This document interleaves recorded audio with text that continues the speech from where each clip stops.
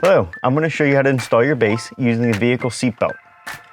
To get started, we're going to take our vehicle seatbelt and we're going to pass it through our belt guides along the belt path.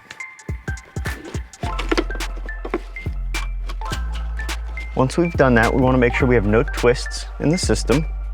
We're going to open our belt lock off, which is this gray piece down here.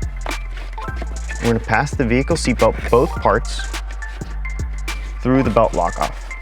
I want to make sure we've taken out any excess webbing from the system.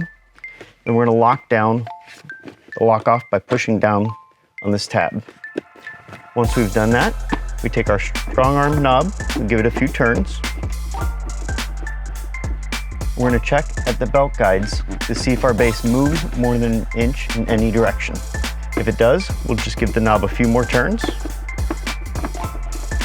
and check again.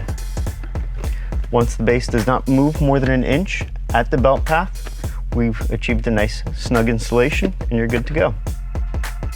After you've installed your base, you're going to want to check your level indicator and make sure that it's all green. If any red appears in the indicator, you can take a rolled towel or a pool noodle and place it in the seat bite underneath the base to achieve a correct level. Once the indicator is all green, you can reinstall your base using your chosen installation method.